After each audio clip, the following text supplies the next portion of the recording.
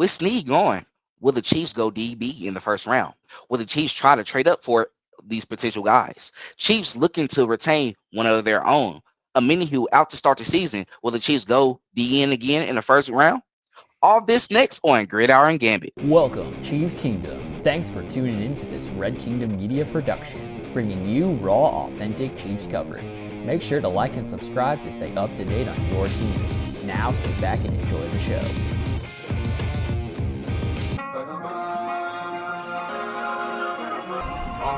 Let's work. Hey. All right, welcome back to another episode of Gridiron Gambit. I'm your host, Dale Fowler, along with my buddies that I have on the episode tonight, Rodney and also Lonnie. How y'all doing tonight, man?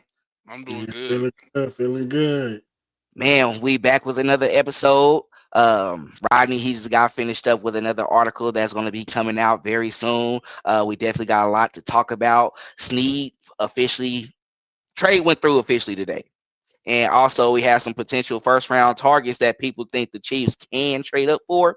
And then who knows, we got some guys who potentially could come back on the roster. Mike Danna. Will we go DN again in the first round? Who knows? But before we get into all of that, make sure to follow us on all our social media platforms at Red Kingdom Media. And also subscribe to our YouTube channel as well, too. Please click that notification bell. That way you get all the videos that we have dropped and go straight to your notifications. That way you get it first. And then also make sure to subscribe to our Substack as well, too. We drop our daily newsletter Monday through Friday. Also, we have some hot topics that we talk about as well, too. Rodney, he's doing his draft special. Also, me and Clayton, we break all the news that happens and go deep into that as well too. So go back, check it out, become a paid subscriber because we're going to have exclusive content going there as well too. So we definitely want y'all to come support the channel. That way we can keep on doing what we do best, make all these great Chiefs videos. That way we can all talk about it together and enjoy it. All right, so let's go ahead and go into the first topic. So officially Sneed is going at quarterback. We Sneed a quarterback, right? A cornerback. So it took a full week, but Sneed is officially off the Chiefs roster. Who in this draft could replace who could replace him perhaps in the first round if the Chiefs wanted to actually go that way? Well, Rodney, let's start with you. I see a couple of guys looking at this cornerback draft is really not that good. I see just looking at it, just particularly just the DB room, all that. You probably got 3 guys, maybe 4 first round type of guys, first round worthy type of guys, and those guys is going to be gone in the top 15 pick. But if you look at the style of defense that the Chiefs likes to run, and looking at how Dave Merritt like to run that DB room, I'll look more towards a guy who has a build like a Kool-Aid McKinnon if he falls, or TJ Tampa from Iowa State if he comes down.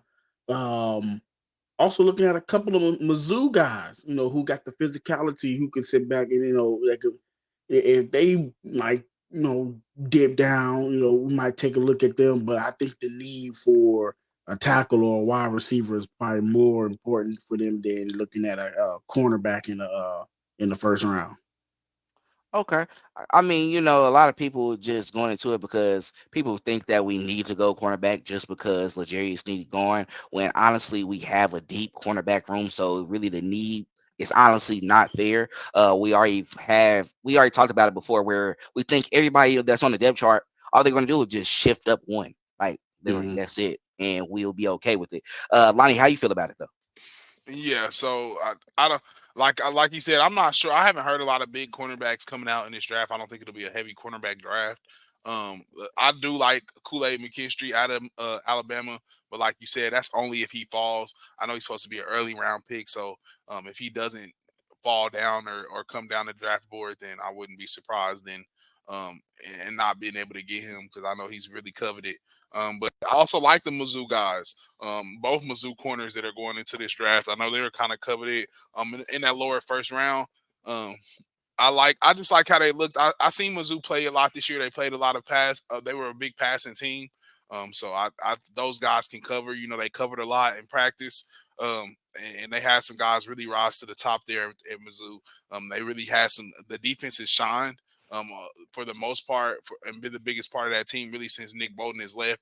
But the offenses came around with Brady Cook, and it's just different having different guys like Luther Bowden. So I like the Mizzou corners, but I definitely like Kool-Aid McKinstry too. But that's only if he falls. Yeah, and a lot of those guys who are like who y'all talking about right now, it's like they're not even going to be in around for us to even trade up where it's like realistic, because we probably won't have the necessary resources to actually do that. So I mean, if these guys that you're talking about is like really top 15, yeah, we might as well just go ahead and give it up, because Rod, he keeps on telling us as well too, like, I'm not messing with anybody in this draft class at cornerback. Now, I mean, of course, you could probably see some guys in the later rounds, which we had before. Steve, 4th round. Joshua Williams, 4th round. Jalen Watson, 7th round. Larry McDuffie was like our only 1st round guy that we got, and we went up a couple spots for him. Got in front of the Bills. So we know that we have the coaching staff to actually get those guys together and make them, suitable and ready to go. So yeah, I'm with y'all on that. Like, I don't think I would really trip off of it too much. I feel if anything, Xavier Howard or one of those guys who is like a veteran in that cornerback market right now, to where they can come in on a 1-year deal and we just, pick and plug. And that's pretty much it. You come in, just fit, do your role. You'll be able to do it right just because you're playing already on one of the top 3 defenses in the league. So just if you're that player who can play at a high level, you'll be fine, and we can move on with it. But anything else y'all want to add before we go ahead and move on to our next topic? And see, it's not that much pressure on someone like Xavier Howard, because what really made the question for cornerback is it's the fact that the 2 guys that was very high, and we all know Dave Merritt is cutthroat. He's extremely strict. People thought Coach Spags was real strict. No, not Dave. So Dave Merritt is very, very strict when it comes to that DB room. And when he talked about Amari Connor and Brian Cook, those guys was on a level that it exceeded his expectation. And when those 2 got hurt, it's kind of like that kind of messed up the rotation that they had. But when Amari Connor was coming back to his own and started getting in more work, it really, start to fill in. Okay, now we see what he can do. And to me, I think it's going to show in this training camp that DB room might be overloaded in a way. Right. I'm looking at the bottom 2 guys like you might be a potential trade piece, because I think they, how things is loaded there, they might be a little bit too overloaded. Yeah, they honestly probably getting the same hype of as the wide receiver room from last season that everybody thought that was going to be so great, just because everybody like played up to par and pretty much did their job. So let's see if they can actually hold on and keep that reputation going into the next season, and we'll see how that goes. All right, so let's go ahead and jump into our next topic. So we got Rugby-Back Help. The Chiefs officially signed rugby star from Wales, Louis Rees-Zammit, through the international program, and he's set to be the kick returner and running back on the team. He got a 3-year deal. This is not a 1-year deal. He got a 3-year deal. So we know that Andy Reid likes these type of project players, but signing a 3-year deal shows that they think he can become something. And before we get deep into it, a lot of people saw him run routes and they was talking about watching him play football. A lot of people thought it was hilarious because it's like, how you got highlights of a guy that you signing and talking about he's playing football? Like, all right, that's what we're expecting him to do. And we also seen some hilarious quotes. He's running routes like All-American star Spencer James. It was hilarious. Like he really was running routes like him, but at the same time, it's raw talent. But I think they might like the athleticism. You know, they might be like, we're gonna put him out there and he's gonna show out. But you have other running backs in free agency, such as Jet McKinnon, who's looking to get signed again, and then also J.K. Dobbins, who is going to be recovered from his injury from last season, and he's going to be ready to go. Running back room, Clyde is a free agent. McKinnon's a free agent. Honestly, if you're looking at it, you only have Pacheco, this guy that we just signed right now, and Deneric Prince, just because of that rookie contract. So really, you don't have that deep of a room. Let's start with you, Rodney. What are your thoughts about this? And do you think that we actually need to go in the draft and still get a running back? I think if they, first of all, this guy's 6'2", I think it was a 210, 6'3". 6'3". That's a big. That's bro. He's about 2 ribs and a pulled pork sandwich away from Derrick Henry. Dude, this is a big guy, and I think with his skill set, looking at what he did in rugby. First of all, you made it on one of the most toughest teams in the rugby world. One of the most elite teams. You are their star player, so it was a big controversy for them. Just for him to go out to say, "Oh well, I'm gonna go pursue a dream in the NFL." That was like that's like if Tyreek Hill's turned around and said, "No, I'm seeking a trade." Wait a minute, dude. Like you messing with our money here. But to 6'3" as a running back, I see him more.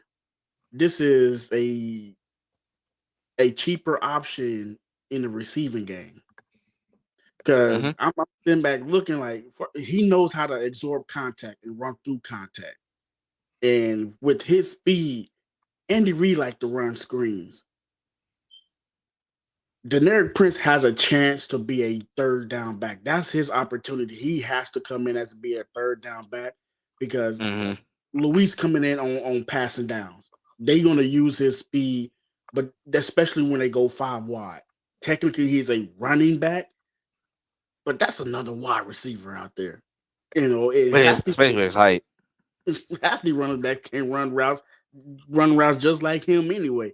But it's the fact that he's 22, 23 years old. That right there, McKinnon is gone.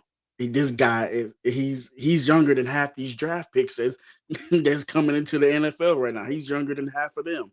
So I think that's why they gave him a 3-year deal, because he is a project, but he's in a position that 80% of the guys coming in the NFL are projects at the running back position. And now you do have a top end wide receiver who we all said should have been a wide receiver coach as a running backs coach. Now you get in this guy. I think this might be the running back diamond in the rough that you can really it's like, here's a mold. Do what you want. Andy Reid, we giving you a 6'3" running back. Come on now. Before I get into it, Lonnie, go ahead. Go ahead and go. Yeah. I this is a project. I don't want to laugh at it and scoff at it, but it's like this is definitely just a project. I want to see what the 3-year contract entails. We're gonna see if this works and how it works.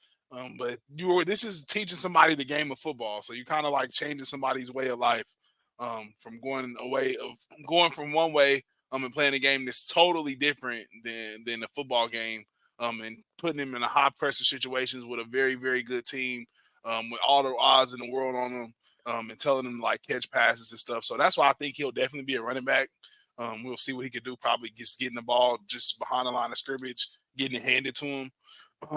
Because I think it's going to be different. This transition this is going to be like a really, really big transition that we haven't seen before. We've seen it a lot with punters from the rugby, but we haven't seen it with players like like this from rugby. So Mhm. I just don't see. I don't know how comfortable this guy will be in these situations. And I know you getting a guy fresh out of college with a little bit of experience and with running routes and kind of picking up blocks. Blocking is one thing too in the NFL. You have to know how to pick up blocks. And being able to block for Mahomes is going to be super big. But I don't think this guy is going to have a problem like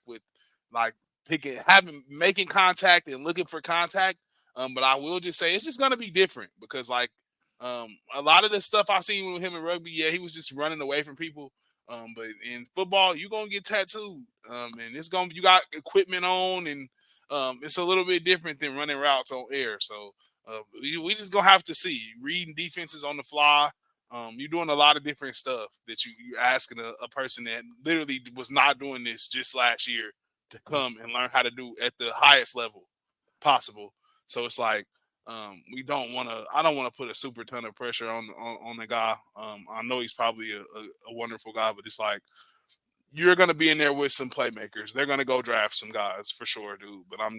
And the 3-year deal was probably something that's probably back in. He'll just be a practice squad player, but he's got some guys to beat out of his position. So I'm going out on a limb. I'm going out on a limb. First, before I start, just want to say, like, not going to disrespect his toughness. Regardless of, this being different with putting on pads, they were going at it without pads. Pretty much a psycho. Very aggressive, overly aggressive. Yeah, he ran away from people. We can talk about that as well too. They clocked his time, had a faster time than Tyreek Hill when like running like a vertical, like when running through the game. It's like, how they do the miles per hour. I think Tyreek would clock that like 23 miles. He clocked that 24. So I just think they see an element of where it's like, okay, out in open field, we get it to him. Let him take off, do what he has to do. Once he gets to the second level, that might be something different. He might you might have your guy where you get that boost.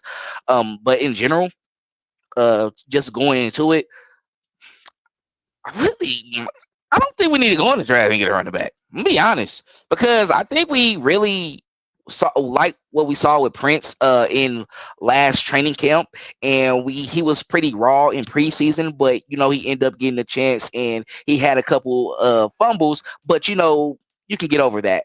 We see the talent. Also, Rod already said it as well too. Jet McKinnon, he's old. He's older, and this guy is 22, 23. So you have Pacheco, who's already on a rookie contract. He's not over 25 yet.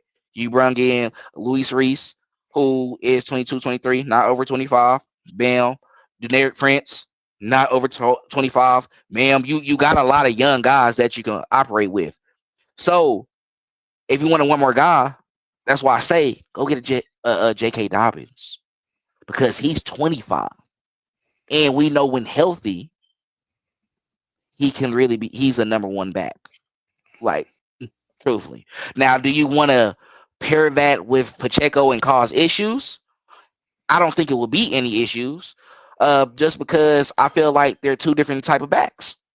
And they bring a different element to the game.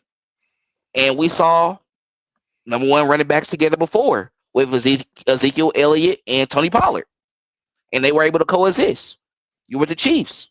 So I feel like if they were making a draft move, it was bringing in this rugby player. He's new to the game. We can teach him. We're going to coach him. That's their job. I love what Mike Tomlin said all the time.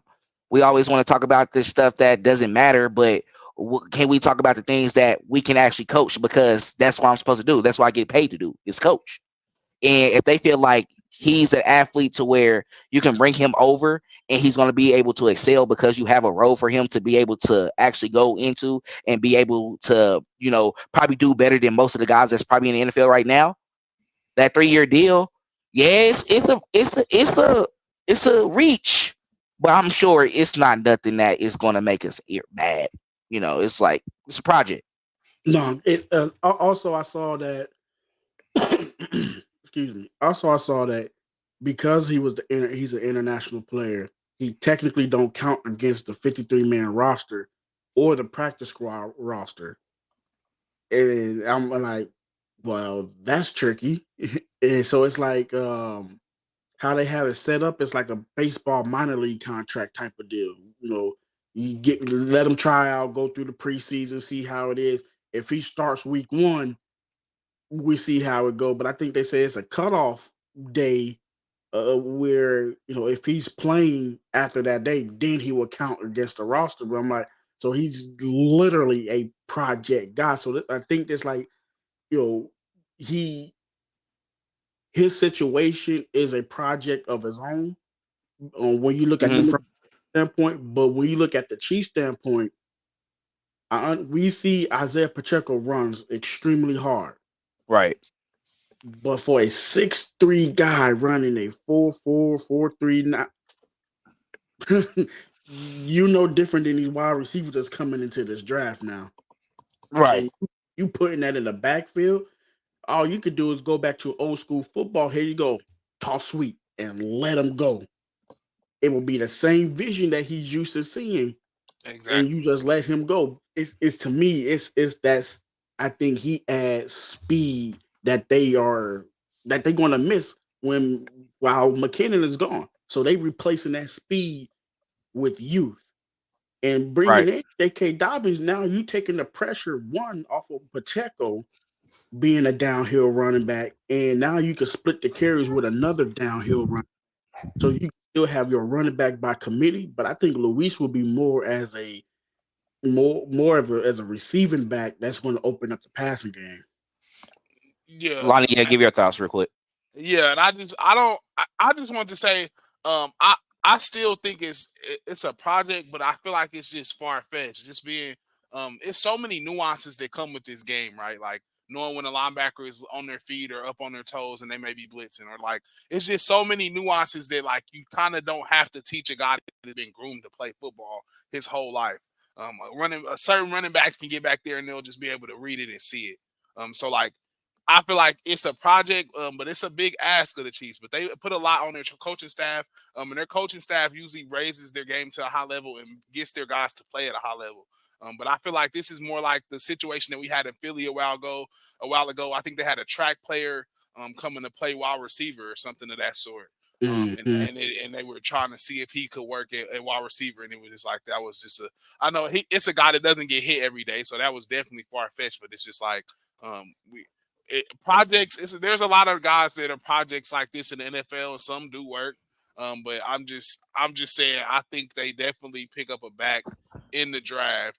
But I'm in the being that a guy that may have played football his whole life or even since the 8th grade, um, he'll have a little bit like a step on this guy for sure. Like just because you know little nuances, like I said, guys that are blitzing or how to read the line or how to be patient, how to not hit a hole and wait until something opens up. It's one thing to say it and teach it on tape. It's another thing to do it live when the bullets are live and they're flying for real, like or Roquan Smith is coming downhill, or so it's just different. Certain stuff you can't teach, I don't think, and we'll just have to see. Yep, we will have to see. It's going to be a raw thing that's going to be going on. Training camp is definitely going to be interesting, and I think they're going to be probably pulling up the training camp details up soon as well too. So it's going to be fun, and I think we're going to enjoy that. Now I want to know if they. One thing I'm going to be looking out for is see if they have him come to the rookie camp. That'd be interesting Be because yeah. So hopefully, like they do that just because he is international and technically they bring the tryout guys during that time as well too. So let's see how that goes. But yeah, before we go ahead and jump into our next topic, make sure to follow us on all our social media platforms at Red Kingdom Media, and also subscribe to our YouTube channel. Make sure that you subscribe to our Substack as well too. That way you can get all the up to date news that we drop during that time, and we have a newsletter Monday through Friday as well too. All right, so we have some potential first round targets we can trade up for. Brian Thomas Jr. from LSU. We have Olu Fashanu. If I screwed it up, I'm sorry about that, but he's from Penn State. And then also JC Latham, who is out of Alabama as well too, are just a handful of names that were mentioned as potential targets in the first round. So who makes sense from this list or otherwise? Because right now it's at 32, Probably some of those guys is probably not going to make it there, right? So that's potential that they might be gone. So that's why they said that, hey, do you think the Chiefs can actually trade up for these guys? Who do you think the Chiefs will actually take that risk on trading up for? In my opinion, Brian Thomas Jr. to me makes a lot of sense. Yeah, I'm stuck. I'm stuck on it. It's a simple fact that he's a spitting image of. He has a bit of I say like Dwayne Bowe in him. Okay, Also, he I has the like speed. that. He has the speed of a younger Sammy Watkins. Yeah, but he's more of a guy. When he's in on the field, he could give you that Odell Beckham type of feel. The younger Odell Beckham, past Odell Beckham, not the present one. The past. Because I know Malik Neighbors is pretty much either 1A or 2A with Marvin Harrison Jr. But Steve Smith stole my line. He said, while people worried about Malik Neighbors, you also have to worry about Brian Thomas Jr. He was the bully on the other side. Those two combined made it so easy. You could not double team. They just want to come down with the ball one way or another. Mm-hmm. But the thing about it is that when you look at the tape, the first thing you'll probably see is, oh, okay, Malik Neighbors might have the speed. Brian Thomas Jr. might have the speed. Malik Neighbors might have the strength. So now it's like for a guy who's built like baby DK Metcalf, he has that elite speed. I think he showed that he is a true X wide receiver. But also, if you put him in this offense where there's no position, anybody can play anywhere. You put him in a slot. Who's covering him? You not putting safety on him. And we come on now. We got to be smart not to put a linebacker over there. Who's going to really cover him? Right. If you gave him the same package, if you gave Rasheed Rice, one, I don't think he's dropping the ball. Two, he's getting 1,000 yards by week 10. You yards after the catch. Good luck. Good luck. Lonnie, what about you? How you feel? Yeah. So I don't. I haven't looked at either one of these guys. I don't know how deep they are, just as far as the defensive linemen go. A guy that I have liked and I have noticed, I don't know if he's up there with these guys, but is Byron Murphy, guy out of Texas. I know I looks like he's falling on people's board to like the second round. But that's a guy that I like. I don't really care for. I'm not gonna say I don't care for. I don't know these two other guys, Brian Thomas or Fashanu, but I don't know if the Chiefs trade up for a defensive lineman, being that it's not like a blaring need. Being that we just signed Chris Jones back and gave him all of that money. Now, if a tackle is there, I see maybe. But I see the Chiefs maybe exploring different options. A defensive end, maybe not being addressing it through the draft, being that they have a lot of first round picks and guys that are competing for playing time already at that position with Omenihu, and then guys like Felix, and then you have guys like I forgot, I don't want to butcher his name, Big 94. What's it? Malik Herring. So you got different guys in there. Kind of are you battling for position? So I just don't know if they address it through the draft. So I don't know if they trade up at all. I'm going with if they trade up for anything, I would want it to be a left tackle. I'm not going to lie. And out of those options that we were talking about, Fashanu stand out the most because he's somebody who will come in and be a day one starter. So that means even though that he will compete with Wanye Morris, pretty much they're saying like, hey, he's going to win that job over him. And then you have your left tackle of the future, which we were all worried about, right? And you got that.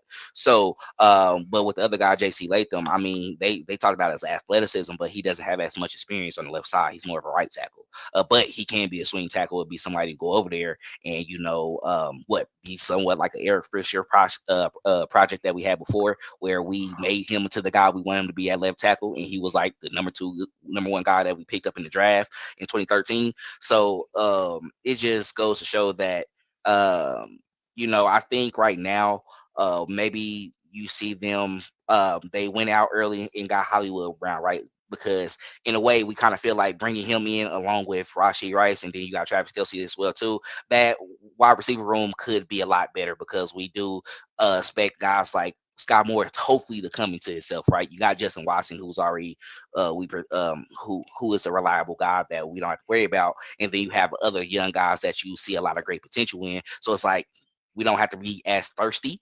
But going in, we had this argument earlier. You're talking about the Trey Smiths, right? Being able to probably get that 20 million plus a year, and he might not get with the Kansas City Chiefs. But you got this left tackle who is a dog. You have Joe Tooney, who already have a year. We don't know what's going to go on with his situation, but you got Creed Humphrey that we know that we're actually going to be paying, and you got your right tackle side left locked up with Jawan Taylor already, who that's guaranteed regardless. He's 20 million regardless his next couple of years. So pretty much we're going to accept whatever he does and hope that he just not have as many penalties and we'll be fine. But trading up for that left tackle, that will solidify that other side, along with a Pro Bowl guard and all pro guard as well too. So where it's like, we're going to be good over there. We already know we're going to be good over there with Trey Smith and Jawan Taylor as well too. It's going to be, a group that actually builds and comes up together. I think they could be one of the best groups if you actually made that move. So I would actually like that instead. I would love to have a wide receiver, but I'm not thirsty, y'all. I'm really not thirsty. I'm fine. I know we want the Tyreek Hill again, but that's going to be a diamond in the rough. Don't forget we found him in the 5th round. Sometimes it's not that guy that's going to be in the 1st round. But in Beast we trust, and that's what it's going to be. So y'all want to add anything else to that before we go ahead and move on to our last topic? Just like Rod said before we got on the pod, I just feel like people are going to reach for wide receivers in this draft, just being they're saying there's so many explosive guys. One thing you don't want to do, and I think the league even knows, is let Andy Reid get his hand on an explosive guy. So, I don't think they're going to let it happen. I think it's going to be so many reaches this year. We're going to have to let somebody fall to us. And see, and that makes a lot of sense because Andy Reid and Brett Veach, they do a lot of their scouting through the team invite workouts, the individual team workouts, and where they look at, I look at the guys that they invite because they invited FAU. They just invited him just to talk to him and make sure that his hand was okay. And they knew he wasn't going to work out. They just want to make sure that he was all good with his medicals and get more information about his medical. Mm-hmm. But it was other guys at that workout that they was looking at as well. That's how they realized the difference between Rashee Rice and Quentin Johnston. And they passed up on Quentin Johnston like a right turn on the stop sign.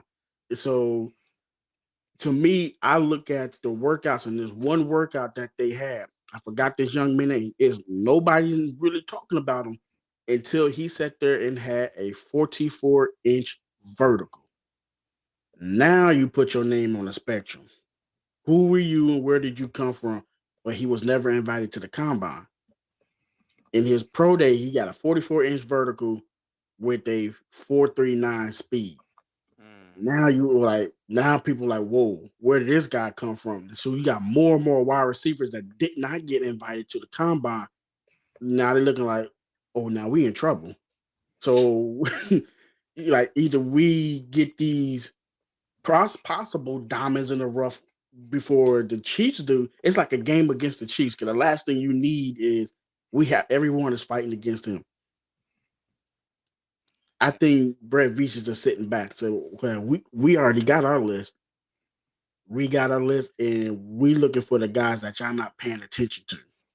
Yep. And that honestly been our advantage as well too. I talked about that before. I said, hey, a lot of people is always trying to play against the Chiefs, and sometimes that's how you mess up your game plan and what you got going on.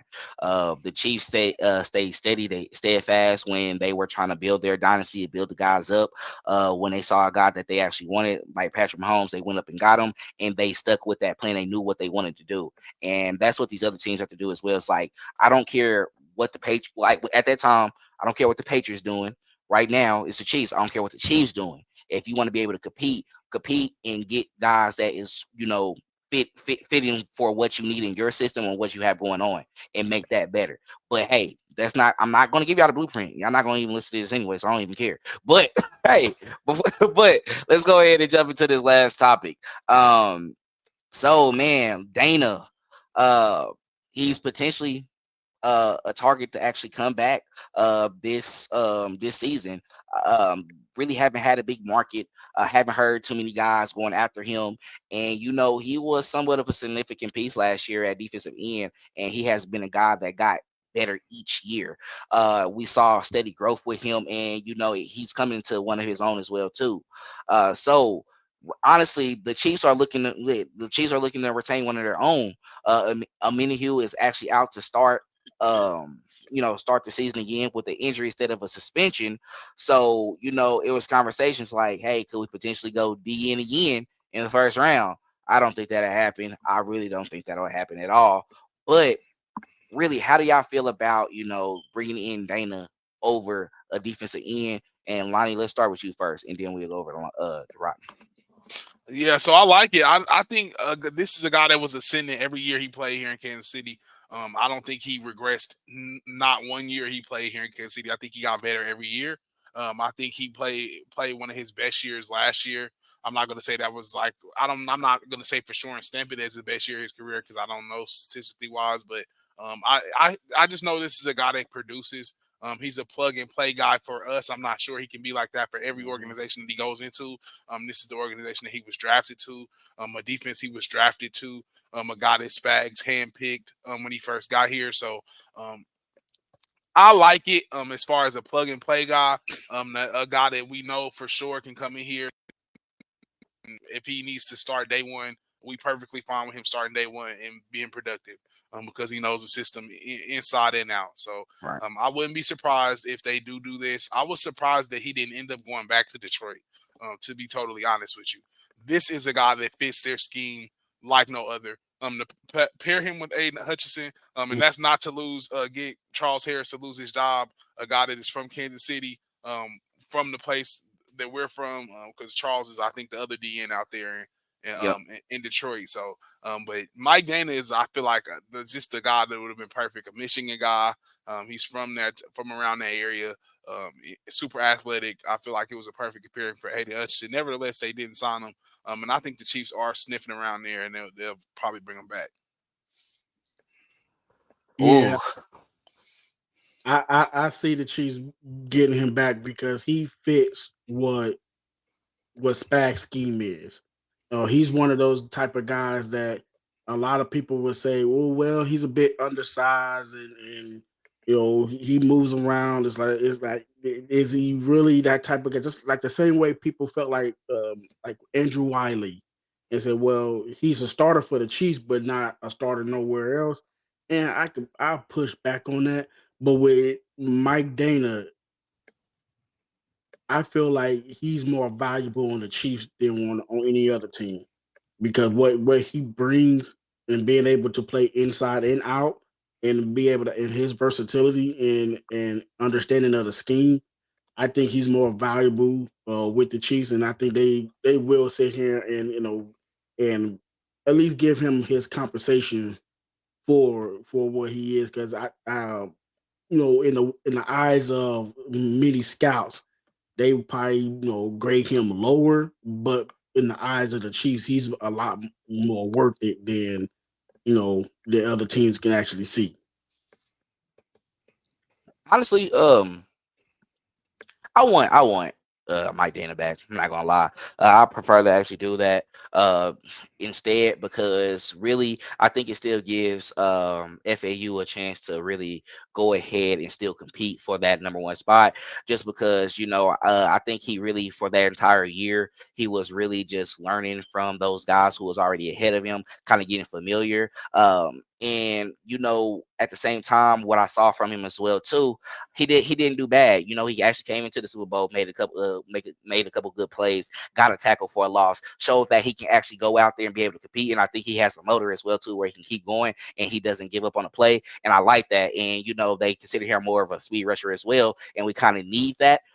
With George Karlaftis on the other side, who is more of a guy who is more physical. He kind of gets into your shoulder pass and try to push you back, but he has a motor as well too, where he doesn't give up on a play. And I think they want to actually marry those two. But Mike Danna, a guy that you brung in the 5th round, Mike Danna, a guy you brung in the 5th round, who actually had some time with one of our guys before, Frank Clark, who is a Michigan guy as well too. And you see, we talked about that undersize. They're somewhat the same size. They have the same body frame. And I feel like, it works well because we have that balance on the defensive line to where Danna, he kept on going, he kept on pushing, and that's why he was able to move up on his sack totals as well too. That's why he was able to do a lot better, because everything just worked out like it was supposed to. And I feel like he's a guy who he takes advantage of the outside, and he does well. He can kind of use his speed because his get off is very quick. Like, he has a great get off. Like, that's one of the things I noticed from him when I first saw him, and when he started getting actual reps with the Chiefs, I was like, this dude is getting off the ball pretty quick. And he's also containing that edge as well too. Doesn't really give too much out on the outside, and a great tackler. So bringing him in, maybe you can sneak him in on that 2-year deal where it's not that much, 2-year, 10 mil, I don't know, something like that, where it's not like a big bag, but it makes sense to like just keep that defensive line room together, keep it all they have chemistry. They've been doing it for a while, and they won 2 Super Bowls together as well too. Keep that in mind. Only guy who really left was Frank Clark. Everybody else had to step up. So I'm down with it, and I think let's not go D in first round again. Let's not go in. So that's pretty much it. That's all I gotta say for that. Anything else y'all want to add before we go ahead and jump off? Nah, that's all I can think of. Yeah, all right. I love Mike Danna though. Let's see if bring him back. In the building. Bring them back. Bring them back. I love it. And we haven't brought. And people say don't do like that one year when we lost to Tampa Bay. Really, we didn't. We traded Sneed. We let Willie Gay walk. It's some guys that we had to say goodbye to. We're doing the right thing for the organization, opposed to what, let's try to do it again. Nah, we're gonna try to get this 3-peat, and if some of these guys gotta go. And that's what it is. But that's all we have for this episode of Gridiron Gambit. We had a great time with everybody tonight. Don't forget to like and share this video as well too. That way others can see it and comment on it as well. But that's all we really have for everybody. Don't forget, before we get out of here, as always, go Chiefs. Thanks for checking out this update straight from the heart of Chiefs Kingdom. We appreciate your passion, so please leave a like and follow us wherever you tune in from. See you next tailgate, your trusted source for all things Chiefs, Red Kingdom